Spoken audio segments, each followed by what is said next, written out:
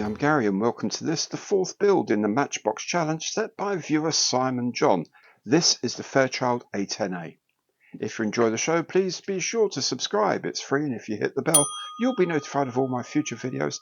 And whatever you like here, please do give it the imperial thumbs up on the like button, because every like counts. Before we get on to looking at the build, here are the paints and products I used.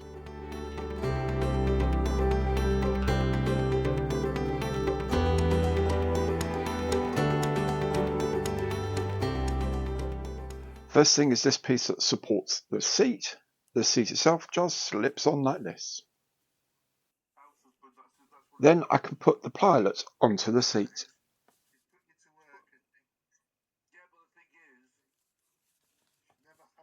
The back of the cockpit has this shelf which comes in two parts for some unknown reason.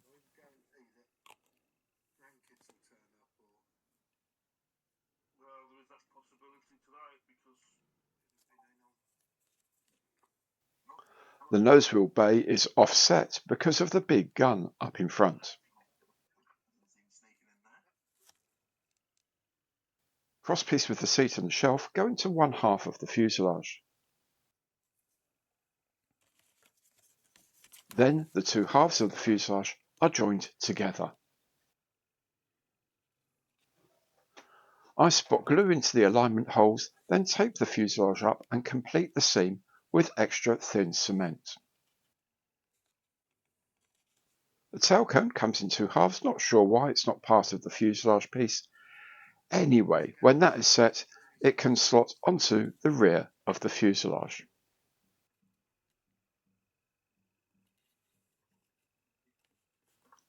Then the nose cone with the gun barrel sits on the front.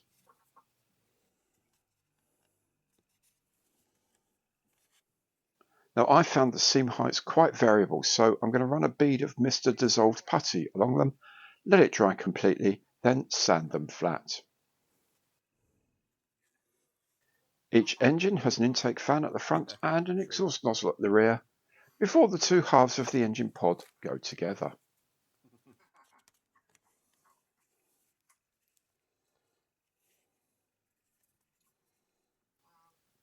The engine mounts are in two halves, they slide together, then they fit into the side of the pod. The pod can then sit on the side of the fuselage. While there's a setting, I can put the tail planes into the side of the tail. Each has a fin at the end that just slides into place.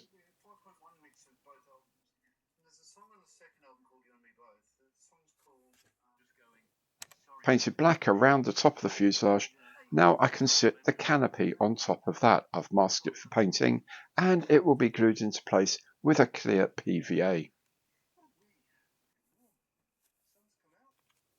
On to the wings next, and the inner wing sections are in two halves. When those are dry, you can put the fairing on the front of the undercarriage bay.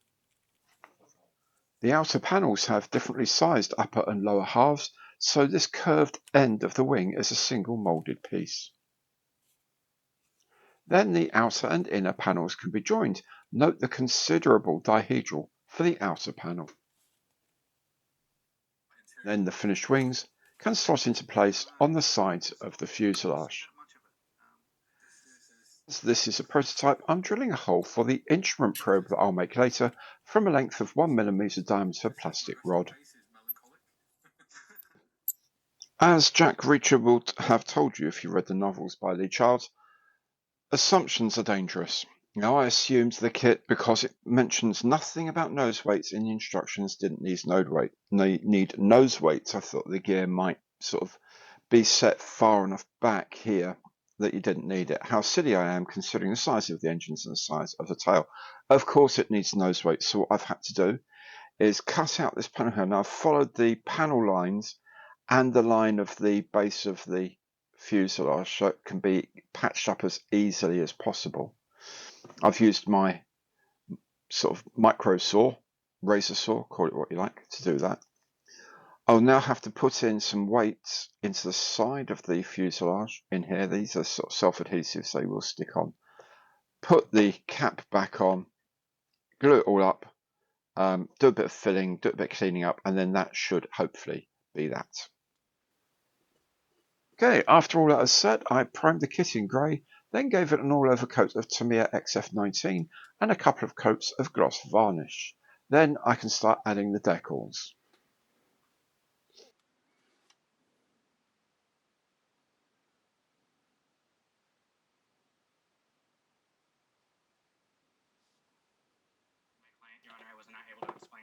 And with the underwing decals on, I can add the bomb pylons.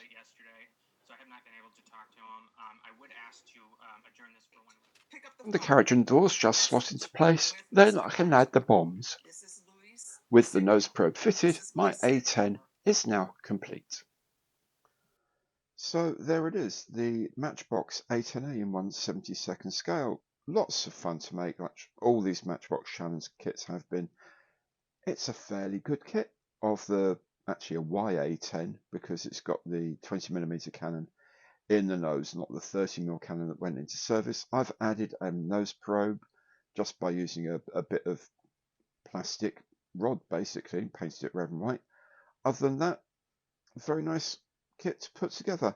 Do please remember, if you can use any sort of tricycle undercarriage, do check whether it needs noseway. I didn't, and I had to cut the kit up, as you've seen, to make up for it. So check out if it needs a noseway. If you're going to build one of these, it definitely does. Other than that, lots of fun. I really enjoyed making it. Thank you so much, Simon, for sending me this A10.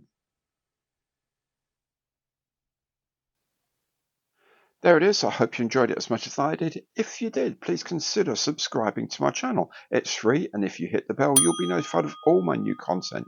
And of course, anything you like on the channel, please give it the old Imperial thumbs up on the like button below, because every like counts. Thanks to Simon John for another great challenge. Hope to see you all for the next one. Thanks very much for watching, and goodbye.